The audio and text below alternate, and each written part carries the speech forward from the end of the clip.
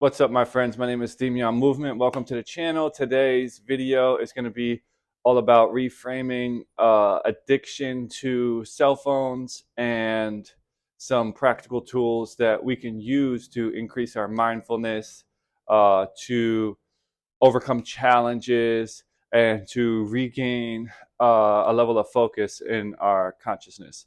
So recently, I did a challenge where I said for 30 days, I'm not going to log on Instagram, which is my social media platform of choice, unless I post that day, because I'm going to acknowledge that Instagram is a double-edged sword. It can be used destructively, where it has negative effects on your cognition and overall the way your mind works and your experience of life.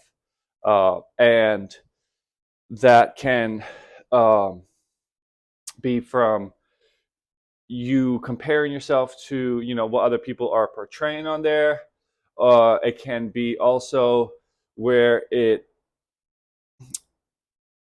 gets you to seek the quick, constantly changing, stimulating images, which in turn lowers your ability to maintain focus on something that's slower and has a slower reward system, something like maybe doing some work or a hobby that you like, learning an instrument, reading a book, spending time with your family. Your brain is seeking that faster, constantly changing stimulus, where a lot of the things that give us a deeper reward and joy in life are a little bit slower, but we're glad that we did them in the end. So the major reframe that helped me with this is to look at it as a challenge in increasing my tolerance to boredom. So what has happened is that a lot of us now don't have those little moments of downtime where we're not being stimulated. So moments like going to the bathroom, just moments in between doing things where there's normally nothing going on. It could be something as simple as before we constantly had cell phones, you would probably just do dishes without needing a podcast while you're doing dishes. And et cetera. The list goes on. I see people now walking with their phones. So it's like even just the act of taking a walk is now paired with technology. Some people are even looking at the phone while they're walking, which is, just even dangerous and overall has further consequences to your visual system of not seeing the world pass by as you move forward, but your brain needs to register your surroundings. But nonetheless, having this reframe of increasing the tolerance to boredom has been a huge game changer for me. So I set rules into place, and some of those rules are no taking the cell phone into the bathroom. That's a big rule. I now keep books in my bathroom area, but no cell phones in the bathroom. Poop and read. No scrolling on the phone while you're pooping and reading. The other one I already mentioned is no using Instagram unless I post that day. It encourages me to post more as a creator because, like I said, Instagram is not only bad, it can give us a platform to share our ideas. It can connect us with people. We can learn cool things, but it can be overdone. So I feel like, if I post, I am sharing that day. I can check to see who liked my post. That's okay. But unless I do that, I'm not on Instagram. So that's my personal rule. It seems to work for me. And the third one is no technology while I'm eating. It's allowing the energy in my body to go into digesting my food and to also have that be as a moment of um, quiet and to focus on chewing my food. I think a lot of people under chew. So that's going to be another big one that I'm going to talk about, the importance of eating hard food, chewing with your mouth closed, taking your time to chew more as a way to develop the muscles in your face and to increase your brain health as a way to also help to digest your food better. But yeah, so focusing on chewing while you're eating your food, that's a big one there. So those have been my rules lately. It's still for a long time it's guard the morning. So If you're still on the level of waking up and scrolling or within the first hour, I'd highly recommend to push that back as long as possible and not go on for the first few hours as a way to, come out of the sleeping state and kind of get your day started with your own mind and not influencing yourself early on. I think there's something important about that. Something important about the mornings that is just a special time to cultivate a level of awareness that then carries on into the rest of the day. So also, the nighttime, not scrolling, not looking at the phone at nighttime because you're getting ready for bed and you want to be able to calm down and relax. So this has all helped me. I think also this idea that I'm increasing my tolerance to boredom. And it's like if I wanted to, get stronger at the gym, I'd want to increase weight. So I want to train with something that's going to be challenging me.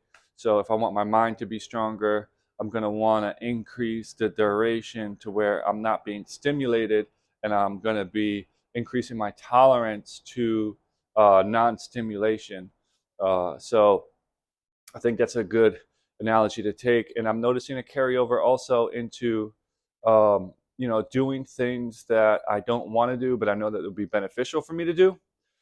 So it can be something like making a YouTube video. It can be something like, I'm into mycology, and it could be something related to, growing some medicinal mushrooms or things that I want to do for my hobby. It can be related to, like cold showers or different errands or tasks that I have put off, where now I'm like, this is a difficult thing. I don't want to do it, but I'm noticing that I'm more leaning into those things. And I watched the Andrew Huberman podcast where he talks about the AMCC, which is a brain region that is stimulated and it grows when we do things that we have resistance. We don't really want to do it. It shouldn't be something that causes us harm, but it's something that we don't want to do it. But if you wanted to go on a diet and if you failed the diet, the AMCC, anterior something cingulate cortex, you can just look up AMCC brain region. To me, the name is not as important as knowing that there's this brain region where, like, if you fail on your diet, this brain region will actually go down in activity, and if you succeed in your diet, it will increase. And this is the brain region that actually tends to decrease with people as they age. And we hear about our brain kind of shrinking as we age, and this is the main region that does that. So to me, it has a lot to do with willpower and doing the things that we know are good, but we just have a resistance. We don't want to do them. And I feel like that's one side of the spectrum that's going to improve our life, is being able to do this, because it has a lot to do with also delayed gratification. We don't get an instant reward. We don't get instantly stimulated, but there is a feeling of accomplishment after. And sometimes it's a delayed reward. Um, in many cases, it's like, looking back at the end of the day, it's not some instantly stimulating thing. Um, I think that this is very well related to, um, picking something like, for me, it's a technology, something that uh, causes stimulation. There's a part of my brain that is kind of seeking for it in a compulsive manner, and then really having this practice of not giving in to that compulsion. So it's like not giving in to the quick, easy, uh, reward giving behavior, like the quick, easy, like dopamine hit, but it's more than just dopamine.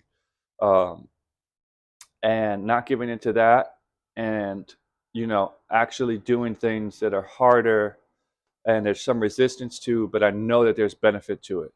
I feel like those two things are very closely related.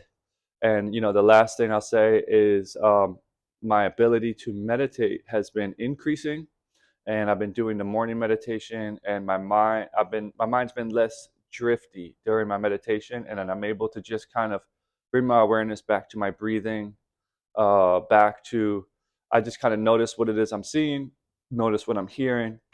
I notice my breath, and I notice any sensations that are in my body. So I'm letting my awareness be of what my experience actually is. And when I drift off into thought, I bring it back. And I'm noticing that I'm able to come back to my present moment experience. And this is all kind of synergistically combining into me feeling like my mind is improving. So I'm getting into this better place. So uh, anyway, this video started out with, just the practical tools and a reframe for defeating digital distraction.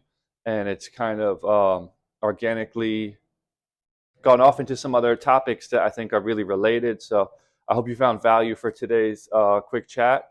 And I look forward to checking you guys out again soon.